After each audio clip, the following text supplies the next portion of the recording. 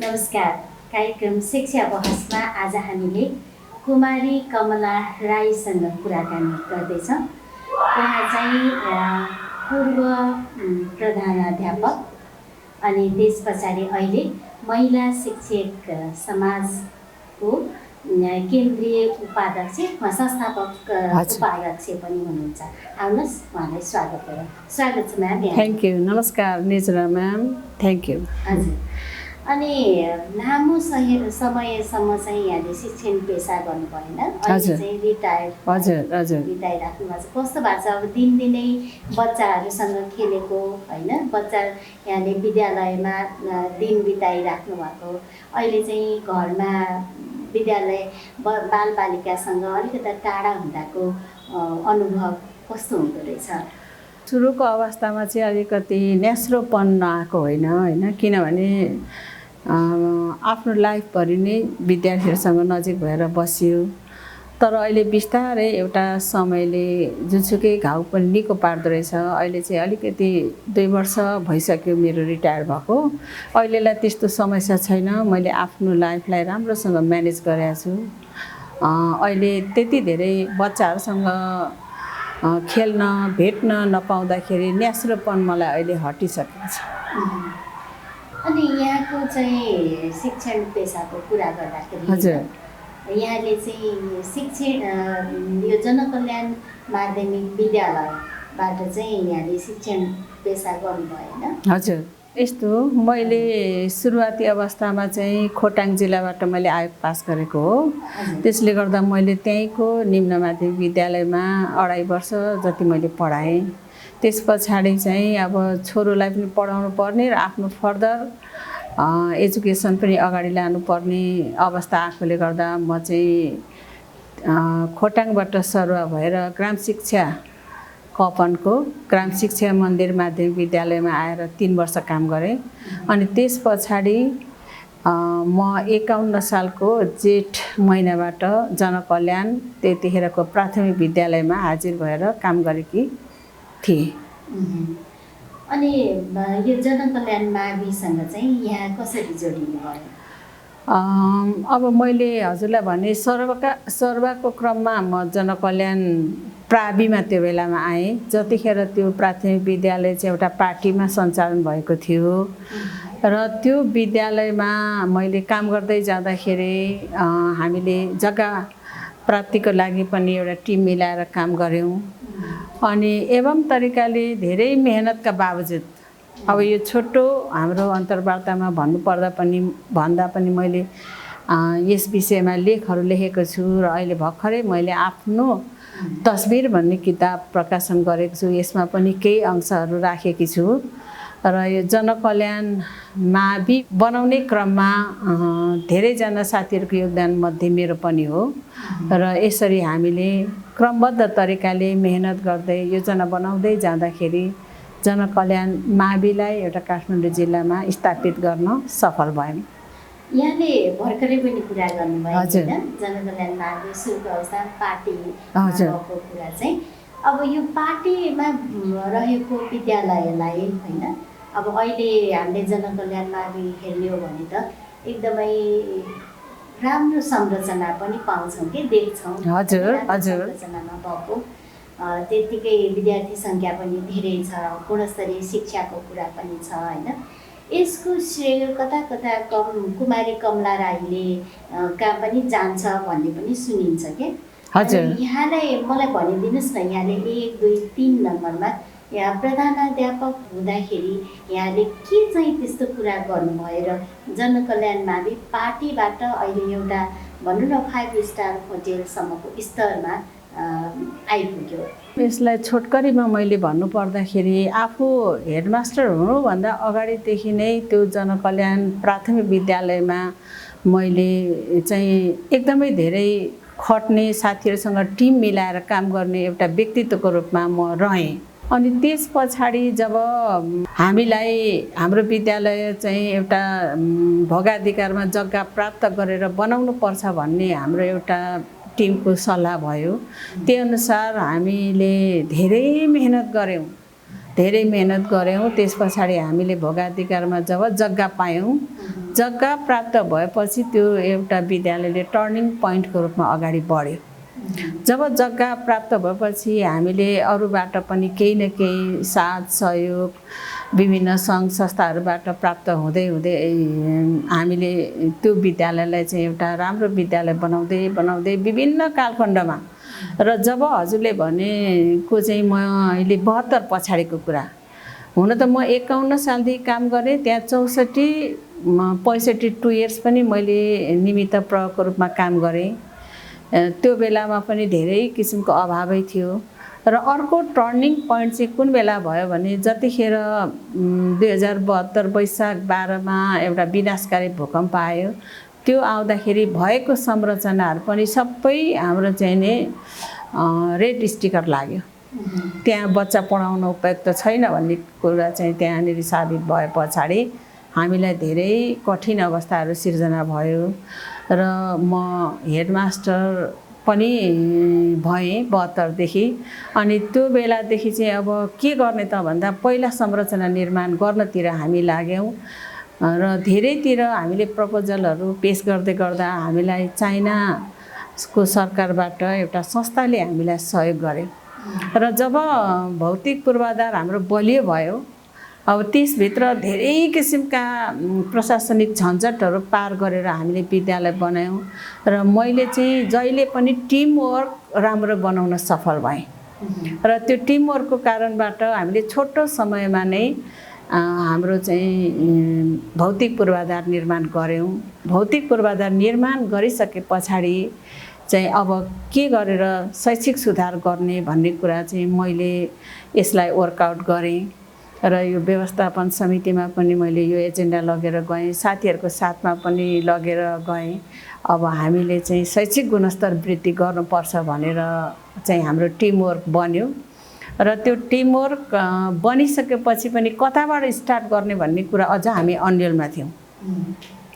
र यो अन्यल चिर्नको लागि चाहिँ केही अरू स्कुलको प्र्याक्टिसहरू के छ त्यो प्र्याक्टिसलाई पनि हेरौँ भन्दै गर्दा हाम्रो त्यो बेलाको स्रोत व्यक्ति डाक्टर शर्मिला पोखरेल म्याडमले चाहिँ हामीलाई भक्तपुरको 3वटा विद्यालय भिजिट गराउनु भयो। मेधा, बाकेश्वरी र एभरेस्ट चाहिँ बोर्डिङ स्कुल।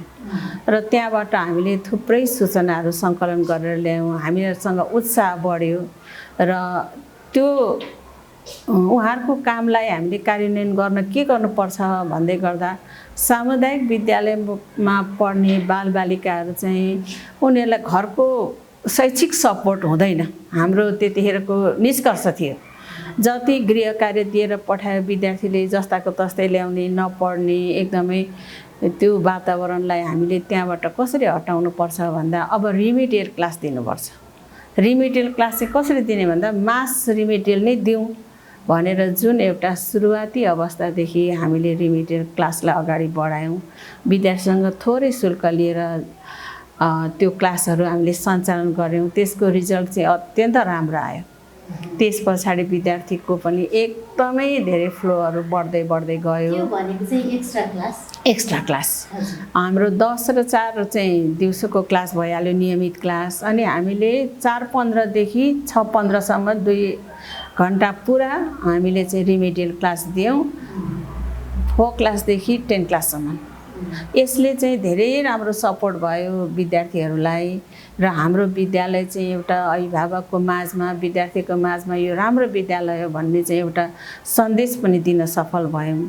अनि यो एकपछि अर्कोपछि ऊर्जा बढ्दै आयो। अनि अब हामीलाई प्रदेशले, महानगरले र हाम्रो त्यो चाइनिज संस्थाले पनि हामीलाई विभिन्न किसिमको प्रविधि सञ्चालनको लागि पनि हामीलाई सामग्रीहरू दिए।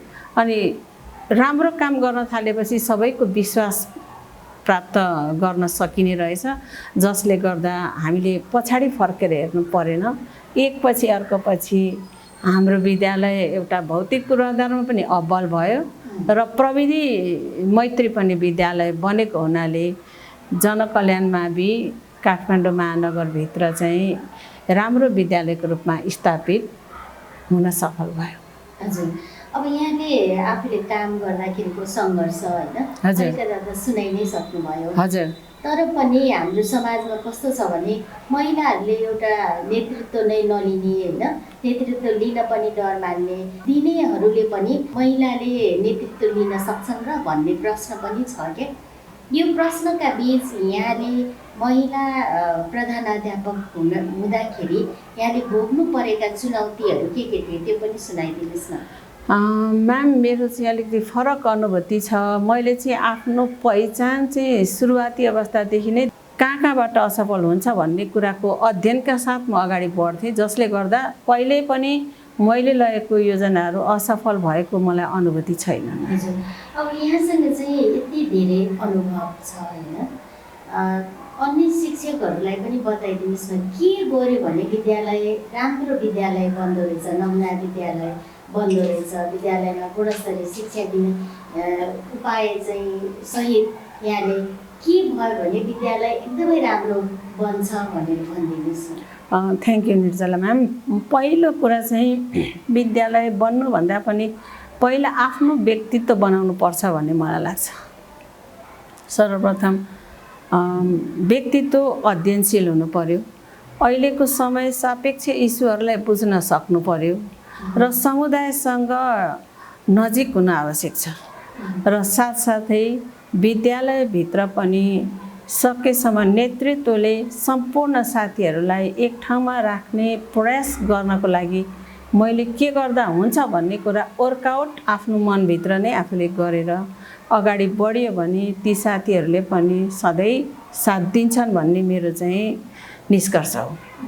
हामीले जहिले पनि नकारात्मक भावना विकास गर्नु हुँदैन, सकारात्मक भावना लिएर अगाडि बढ्ने र आफ्नो विद्यालयको निड के हो सर्वप्रथम र मैले गर्न चाहेको कुरा के हो भन्ने कुरा बुझ्न जरुरी छ। मैले चाहिँ आफ्नो व्यक्तित्व निर्माणमा पहिलो ध्यान दिनुपर्छ भन्ने लाग्छ। व्यक्तित्व भनेको के हो त भन्दा हामी शिक्षकले पालना गर्नुपर्ने र शिक्षकमा हुनुपर्ने गुणहरू के हुन् त्यो मिहिन तरिकाले आफूले आफैलाई अध्ययन गर्न जरुरी छ। म कतिसम्म सक्षम छु भन्ने कुरा र आफू सक्षम भएर बाहिर आइसकेपछि आफ्नो विद्यालयको आवश्यकता के हो र मेरो विद्यालयमा कस्ता किसिमका शिक्षकहरू हुनुहुन्छ र कुन खालका विद्यार्थीका अभिभावकहरू र विद्यार्थीहरू छन् भन्ने कुरालाई पहिलो हामीले पहिचान गर्न जरुरी छ। जब हामीले त्यसलाई पहिचान गर्छौँ अनि एउटा योजना बनाउन सफल हुन्छौँ। जनकल्याण माविमा मैले नेतृत्वमा रहँदै गर्दा डे टु डे मैले चाहिँ योजना बनाउँथेँ, छोटो योजना, लङ टर्म योजना र डे टु डे गर्ने योजना के हो र मैले एउटा टिम बनाएको थिएँ। त्यो टिम चाहिँ जतिखेर पनि अब सटरडे होस् वा अरू पब्लिक होलिडे होस् या लामो बिदा किन नहोस् तर साथीहरू आउनुपर्छ है, हामीले वर्कआउट गरौँ है, केही गर्नुपर्छ है भन्दाखेरि जतिखेर पनि उहाँहरू तयार हुनुहुन्थ्यो र हेडमास्टरले जहिले सुकै पनि साथ सहयोग चाहिँ व्यवस्थापन समितिको पनि त्यत्तिकै आवश्यकता हुन्छ। हाम्रो विद्यालयमा चाहिँ व्यवस्थापन समितिको सम्पूर्ण टिमले मलाई अत्यन्त धेरै साथ सहयोग दिनुभयो। त्यो दिनुभयो भने नै प्रहरीले काम गर्न सजिलो हुन्छ।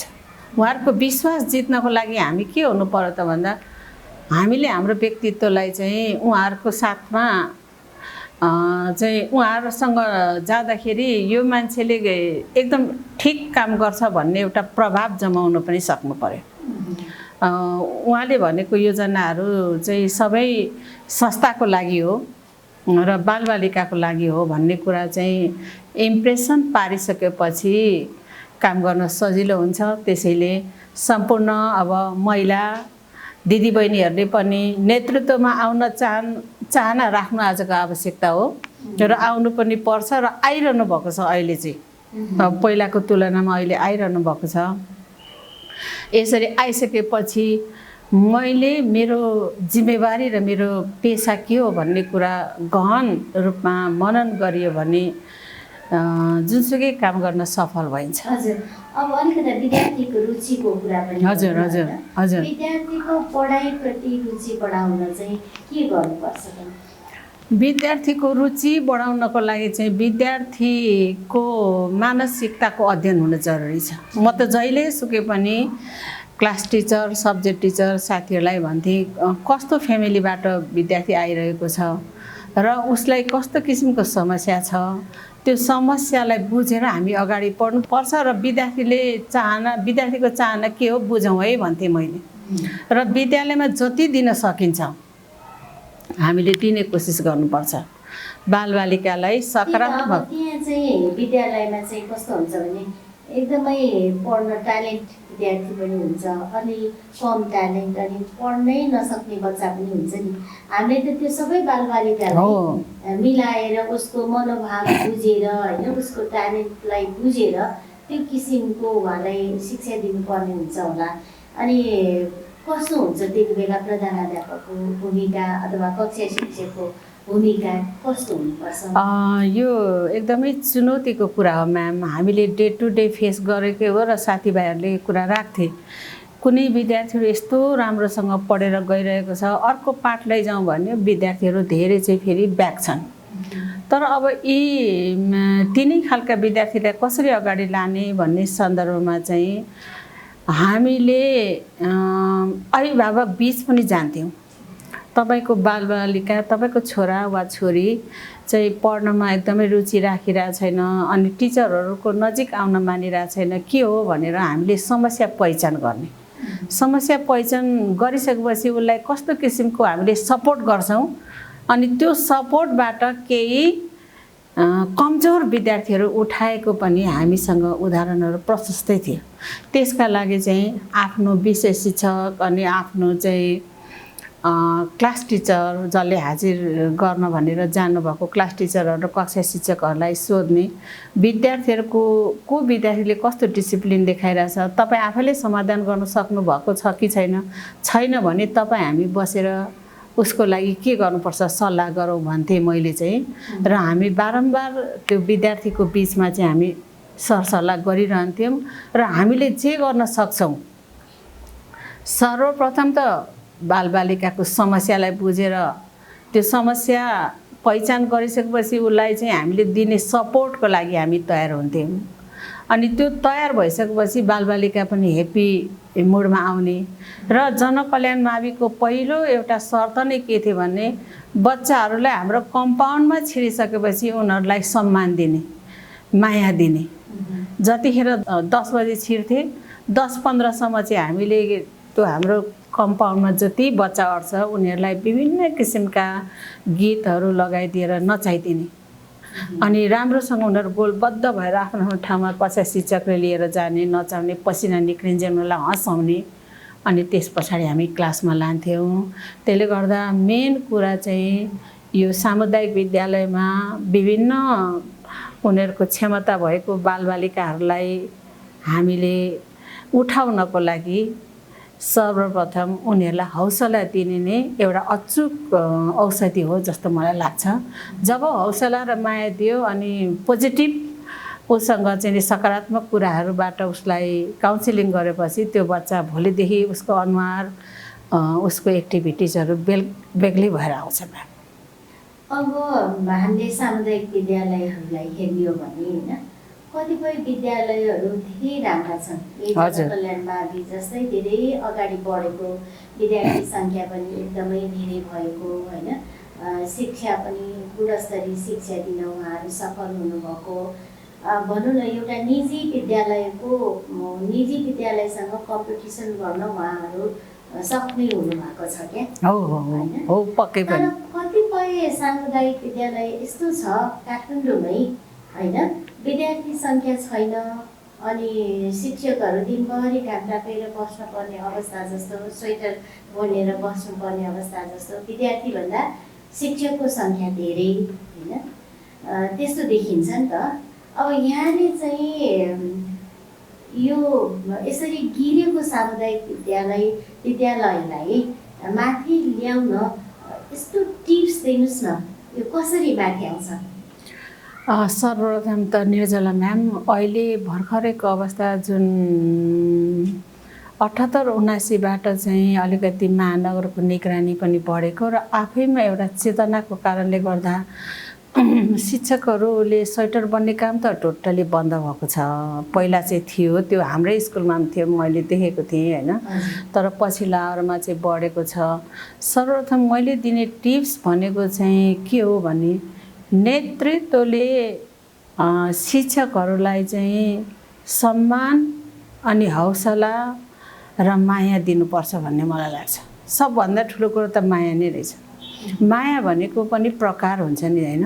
हाम्रो प्रोफेसनल माया भनेको के हो त भन्दा उहाँहरूको समस्या बुझिदिने अनि ठिकलाई एकदम ठिक म्यामको एकदमै सरको राम्रो छ भनेर सबैको अगाडि प्रशंसा गरिदिने र जहाँ कुनै कुनै टिचरहरूको कमजोरी देखिन्छ भने आफैले व्यक्तिगत रूपमा उहाँलाई सुधार गर्नको लागि अनुरोध गर्ने। जब उहाँहरूलाई सम्मान हामी दिन्छौँ टिचरहरूले भोलिदेखि त्यो काम गर्दै गर्नुहुन्न मेरो भनाइमा। किनभने हामीले टिचरलाई पनि पोजिटिभ काउन्सिलिङ गर्ने त विद्यालयको नेतृत्व भनेको त प्रधानाध्यापक नै हो नि। प्रधानाध्यापकको चाहिँ चारैतिर आँखा पनि हुनुपर्छ र एउटा काइन्ड हुनुपर्छ सबैको लागि। आफ्नो शिक्षकको लागि पनि कुनै रिजर्भेसन नराखिकन टिचरहरूसँग व्यवहार गरियो भने जस्तोसुकै कमजोरी गरिरहेको टिचरले पनि सुधार गरेर अगाडि बढ्नुहुन्छ भन्ने मेरो चाहिँ भनाइ हो। हजुर, अब यो अहिले यो शिक्षालाई सिपसँग जोडिनुपर्छ होइन, यो कुरा पनि धेरै आएको छ र काठमाडौँ महानगरपालिकाले यो अभ्यासलाई अगाडि सारिसकेको अवस्था छ। तर यो काठमाडौँ महानगरपालिकाले यो अवधारणा ल्याउनुभन्दा अगाडि नै जनकल्याण माविले यस्तो खालको प्र्याक्टिसहरू गरिसकेको अवस्था थियो होइन। हजुर, यहाँहरूले सिलाइ तालिम दिनुहुन्थ्यो, हजुर यहाँहरूले डान्स सिकाउनुहुन्थ्यो, म्युजिक सिकाउनुहुन्थ्यो होइन।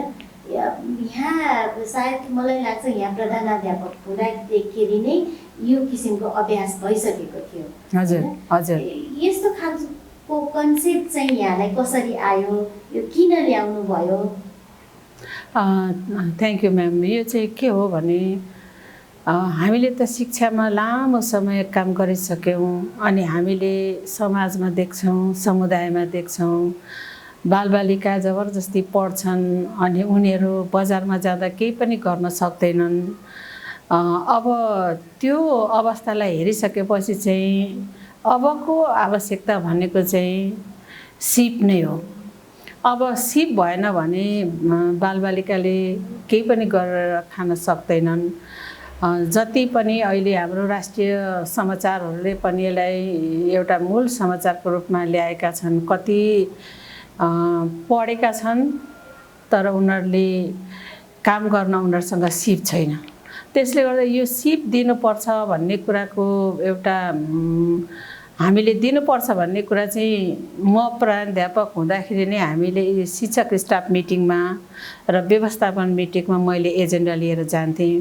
सम्पूर्ण साथीहरूले यसलाई चाहिँ अनुमोदन गरेर सही हो, अहिलेको अवस्था भनेको जे जति हामीले सक्छौँ हामीले सिपसँग शिक्षा दिनै पर्छ भनेर हामीले सिलाइ कटिङ मेसिन 30वटा मेसिन किनेर कैँचीहरू किनेर हाम्रो स्रोतले हामी के भ्याउँछौँ त्यो चाहिँ निःशुल्क रूपमा पढ्न चाहने सिक्न चाहने बालबालिकालाई हामीले मर्निङको समयमा उपलब्ध गराएका थियौँ। उनीहरू खुसी साथ सिक्न पनि आउँथे र त्यसै गरी अब हामीले के गर्ने त भन्दाखेरि अहिले जुनसुकै क्षेत्रमा पनि जो मान्छेले रुचि राखेर अगाडि बढ्छ त्यो रुचिको कारणले नै मान्छेले सफलता हासिल गरेको कथाहरू धेरै हामी सुन्छौँ। त्यसले गर्दाखेरि सङ्गीत नमन पर्ने मान्छे कमै हुन्छन्, नृत्य सङ्गीत। त्यही भएर हाम्रो बालबालिकाहरूको पनि यसो मासमा हेऱ्यो गाउने नाच्ने एकदमै धेरै त्यो देखियो। अब के गर्ने त यिनलाई खुसी बनाएर क्लासरुममा लानुपर्छ भन्दा अब सङ्गीत पनि सिकाउँ। हामीले नै पढाएको एक्स स्टुडेन्टहरू सङ्गीतकार बनेर बजारमा चाहिँ ठुल्ठुलो नामदाम कमाएका छन्। उनीहरूलाई हामीले थोरै पैसामा ल हायर गरेर बाबु कम्तीमा 3 घन्टा सङ्गीत सिकाइदियो भनेपछि स्कुलको आयस्रोतले जे जति भ्याउँछ हामीले तबला, हार्मोनियम, पियानो, बाँसुरी आदि इत्यादि जोडेर एउटा कक्षा कोठामा राखेर सङ्गीतको क्लास पनि दियौँ। अनि अब चित्र पनि बेला बेलामा अति राम्रो राम्रो चित्र बनाउँछन्। चित्र पनि एउटा धेरै राम्रो सिप हो, कला हो। यसले पनि राष्ट्र अन्तर्राष्ट्रिय रूपमा भोलि ठुलो व्यक्तित्व विकास हुन्छ। यिनलाई यो पनि एउटा सिकाउँ न त भनेर हामीले चित्रकारिता पनि सिकायौँ। र यो सिपसँग शिक्षा चाहिँ आजको आवश्यकता हो। जनकल्याण माविले यसलाई चाहिँ हामी लैजाउँ, ढिला नगरिकन लैजाउँ है। किनभने बालबालिकाको हामीले चौतर्फी विकासका लागि हामीलाई जिम्मा दिनुभएको छ, हामीले गर्नुपर्छ भन्ने भावना चाहिँ आम रूपमा हामीले विकास गऱ्यौँ। र यसमा चाहिँ पहिलो यो एजेन्डा बनाउने, योजना बनाउने भनेको प्राध्यापक नै हो। मैले नै यो एजेन्डा बनाएँ अनि मैले साथीहरूलाई सुनाएँ, व्यवस्थापनलाई सुनाएँ, वाइ नट हामी अगाडि बढौँ, किन नगर्ने त भन्दै गर्दा 78 को सुरुवाती अवस्थादेखि नै हामीले यी सिपसँग शिक्षा चाहिँ कक्षामा हामीले आफ्नो विद्यालयमा सञ्चालन गरेका थियौँ। अब अन्त्यमा हैन, हजुर, यहाँको यो 30 वर्ष हजुर शिक्षण अवधिमा यहाँको सिकाइ चाहिँ कस्तो रह्यो त? म्याम, म त जहाँ जाँदाखेरि पनि एकदम रमाउने, इन्जोय गर्ने मान्छे भएकोले गर्दाखेरि मैले आफ्नो सिकाइ त मैले के सिकेको थिएँ र जब पेसामा लागेँ अनि मैले सिकेँ। विश्वविद्यालयमा त सैद्धान्तिक शिक्षा न सिकिन्छ, तर इन प्र्याक्टिस त हामीले विद्यालयमा गएपछि गर्नुपर्छ नि त। थरीथरीको बालबालिका, थरीथरीका चुनौती, थरीथरीका अभिभावक, आफ्ना शिक्षक साथी। म जहिले ऊर्जाशील हुनुको एउटा मुख्य कारण मलाई के लाग्छ भने म इन्जोय गरेर काम गर्ने मान्छे। कहिले पनि मलाई थकानको महसुस पनि भएन। म बिहान 6 to 6 खटेँ। 72 देखि 80 सालसम्म 6 to 6 नै खटेर मैले आफ्नो विद्यालयमा काम गरेँ। कहिल्यै निराश देखिनुहुन्न भनेर मेरा साथीभाइले मलाई भन्नुहुन्थ्यो। त्यसको पछाडिको कारण चाहिँ आफ्नो पेसामा रमाउने। त्यो रमाउन जसले सक्छ उसले उपलब्धि पनि हासिल गर्छ र उसको स्वास्थ्य पनि बलियो हुन्छ र उसले समाजमा केही छाप छोड्न पनि सक्छ। ती कामहरू सबै मैले आफ्नो विद्यालय, आफ्नो पेसाबाट नै प्राप्त गरेको भएर धेरै कुरा आफ्नो शिक्षण पेसाबाट सिक्न सफल भएँ भनेर मलाई अहिले पनि गौरव लागिरहन्छ। हजुर, यो कार्यक्रम सक्नुभन्दा अगाडि हैन, मलाई एकदमै सोध्न मन लागेको कुरा के, अब जस्तो यहाँले चाहिँ जनकल्याण माविको प्रधानाध्यापकको जिम्मेवारी लिँदाखेरि हैन, ब्रेस्ट क्यान्सरको कुरा पनि आयो, यहाँलाई भएको थियो भनेर हैन। एकदमै यस्तो रोग लाग्दाखेरि पनि यहाँले कसरी यो कामलाई कन्टिन्युटी दिनुभयो, कसरी गर्नुभयो भन्ने मलाई चाहिँ एकदमै सोध्न मन लाग्यो। Thank you Nirjala ma'am. यो ब्रेस्ट क्यान्सर चाहिँ केटाकेटी खेलेको जसरी मलाई लाग्यो भन्ने मलाई लाग्छ। पहिला त यो होइन कि भन्ने लागेको थियो। यसलाई चाहिँ डायग्नोसिस हुन पनि 4-5 महिना लाग्यो। तर म अहिले अघि पनि भने जस्तो किसिमको छ त्यसलाई इजिली लिने मेरो एउटा ह्याबिट। कहिले मैले यो मेरो आफ्नै तस्बिर भन्ने किताबमा पनि मैले लेखेको छु। यो किताबमा मैले लेखेको छु कि मान्छेले नचाहेर पनि चुनौती त अनेक हामीले भोग्नुपर्छ नै। त क्यान्सर लाग्यो के भयो, क्यान्सरलाई चाहिँ अब फाल्ने हो भनेर मैले यो उपचारको क्रममा पनि कति पनि नहडबडाइकन मलाई क्यान्सर केयर सेन्टरले ठुल्ठुलो येल्लो प्यागोडा अनि हाम्रो यहाँ होटल गोकर्णको होटलमा पनि मैले गएर मेरो माई एक्सपिरियन्स चाहिँ सेयर गर्न लगाएँ डक्टरहरूले। किनभने उपचारको क्रमदेखि कुमारी कमला राई कहिले पनि क्यान्सर पेसेन्ट जस्तो भएर मैले बसिनँ। म त्यति ऊर्जाशील र त्यति मेरो आत्मा बलियो भएको मान्छे। मलाई त्यसरी त्यो मेडिकल टिमले चिन्थे, मेरो डक्टरले चिन्नुहुन्थ्यो, डाक्टर सुदीप श्रेष्ठले। र पछि उपचारको क्रममा त अब धेरै किसिमको प्रोटोकलहरू पुरा गर्नुपर्ने भएकोले मैले घरमा नै केमोथेरापी रेडियोथेरापी दिएर बसेँ। अपरेसन भयो करिब 11 महिना जति। अनि त्यो सकेको भोलिपल्टदेखि नै मैले एकदम पावरफुल भएर कहिले पनि म क्यान्सर सर्भाइभर हो भन्ने कुरा मेरो दिमागदेखि हटाएर नै मैले काम गरेँ। त्यो चाहिँ मेरो आत्मबल हो भन्ने मलाई लाग्छ म्याम। र म धेरै नै पोजिटिभ थिङ्किङ गर्ने एउटा महिलाभित्र पर्छु। कहिले पनि मैले चाहिँ नि त्यो नकारात्मक भावनाले हीन भावनाले एउटा डरको भावना मसँग चाहिँ छैन भन्दा पनि हुन्छ म्याम। त्यसले गर्दा क्यान्सरलाई पनि सजिलैसँग अब जित्न सफल भएँ र सबै साथीभाइ इष्टमित्रको पनि एउटा आशिष शुभकामना हुनसक्छ। किनभने रोग त रोगै हो नि, तर मैले त्यो रोगलाई राम्रोसँग पन्छाउन सफल भएँ। आजको दिनसम्म एकदमै फुर्तीका साथ आफ्नो लाइफ अगाडि लगिरहेको छु। अब यो एउटा किताब पनि प्रकाशन गर्न सफल भएँ। एकदमै सबैले मन पराइदिनु भएको छ। अब आज हजुरले पनि दिएको छु, पढिदिनु भयो भने म आभारी हुन्छु होइन म्याम। त्यसले गर्दा आफूसँगै हुन्छ एभ्रिथिङ। आफू भलो, आफू पोजिटिभ भएपछि संसार भलो, संसार सकारात्मक भावनाले चाहिँ हामी अगाडि बढ्न सक्छौँ। कसरी खुसी ल्याउने हो लाइफमा ती कुराहरूलाई चाहिँ आफूले मनन गरेर लग्न सक्नुपर्छ। म आजको दिनसम्म त्यो सूत्रलाई चाहिँ आत्मसात गरेर अगाडि बढेको भएर मेरो लाइफ चाहिँ राम्रोसँग अगाडि बढेको छ। थ्याङ्क यू निर्जला म्याम, यहाँसम्म बोलाएर मलाई आफ्नो कुरा राख्ने जुन अवसर दिनुभयो, थ्याङ्क यू भेरी मच। शिक्षा पत्रकार समूहको शिक्षा बस कार्यक्रममा सबैलाई thank you. Thank you so much.